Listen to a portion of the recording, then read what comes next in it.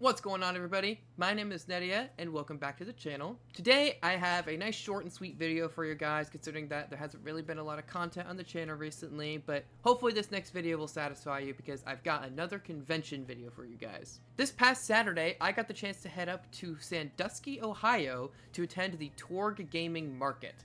Now, TORG stands for the Ohio Retro Gamer, and they have been hosting the TORG Gaming Expos the past several years here in Ohio, and the 2023 and 2024 events in Columbus, Ohio. I actually attended both of those, and you can find video recaps on my channel from both of those events.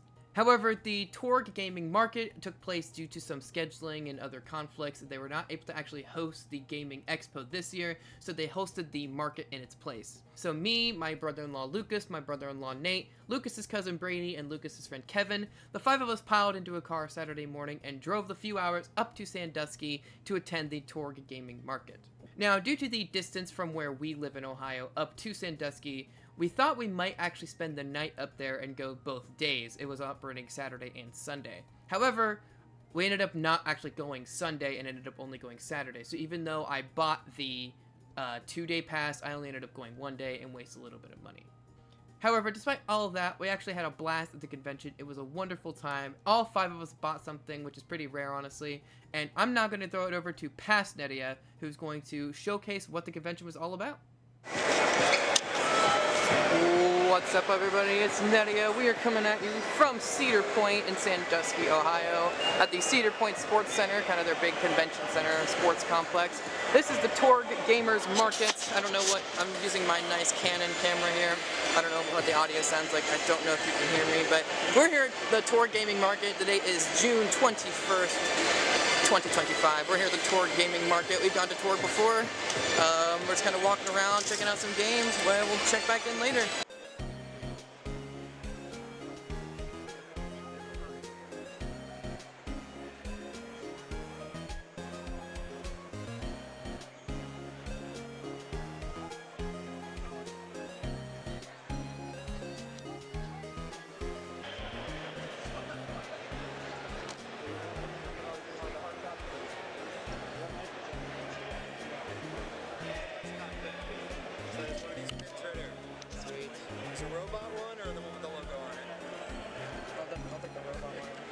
Thank you, appreciate it.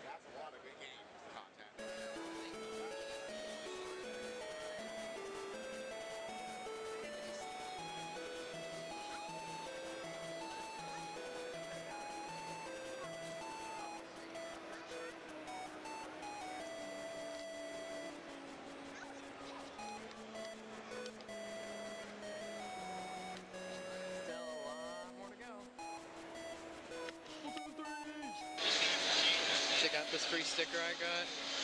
Could never turn down free stuff. This is why we love these conventions. Cornhole!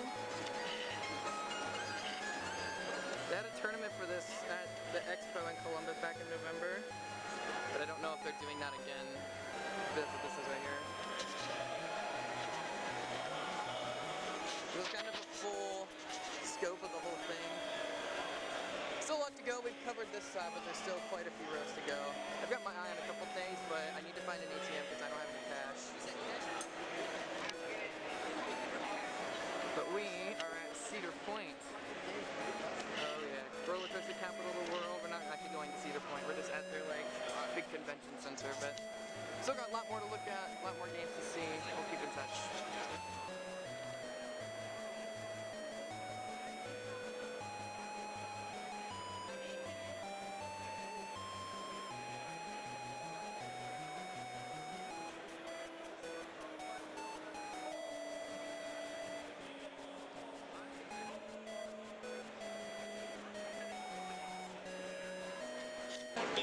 Mystery slot round, meaning some of the slots you can land on during the spins might have a chance at a game. We'll explain that when we get to that point. But nonetheless, if you do not have any money on your account, you must spin. You cannot buy a vowel.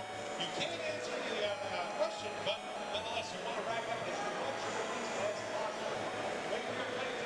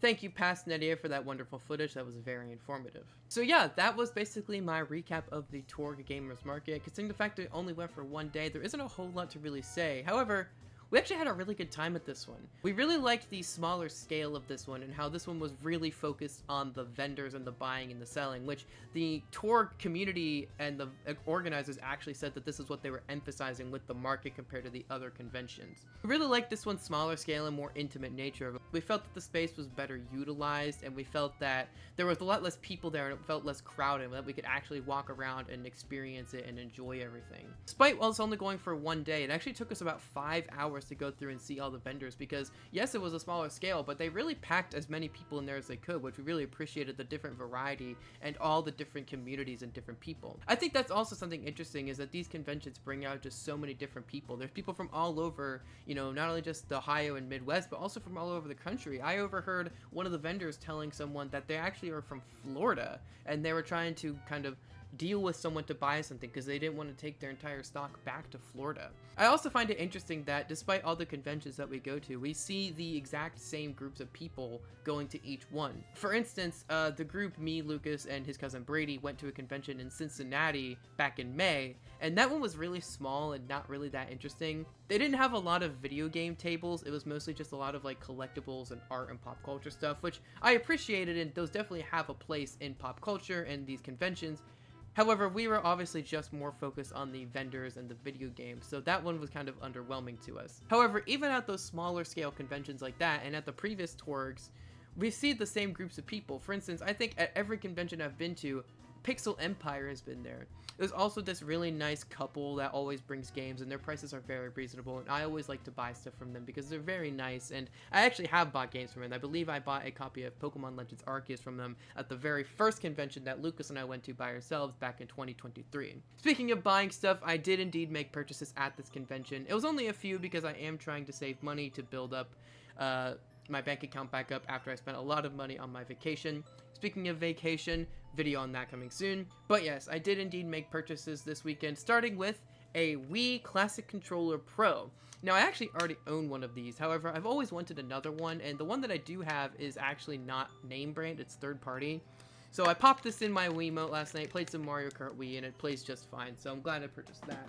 This next two is actually two purchases in one because these are two Switch games that I did not have and wanted to add to my collection, and one of them is actually a pretty big milestone. We have The Legend of Zelda Link's Awakening for the Switch and Pokemon Sword for the Switch. Now, Link's Awakening is a Zelda game that I've always really wanted to play. I was excited when it came out and just never got around to playing it or getting a copy of it, so I'm glad that I finally was able to snag a copy of it.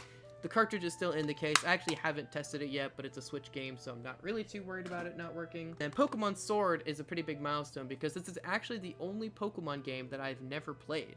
It is the only mainline Pokemon generation I have not played, so I'm glad to finally own a copy of it and finally get the chance to play it. You can take a look right there. The cartridge is actually in my Switch right now, so that's why it's not in. I've started playing it already, and I'm having a blast so far.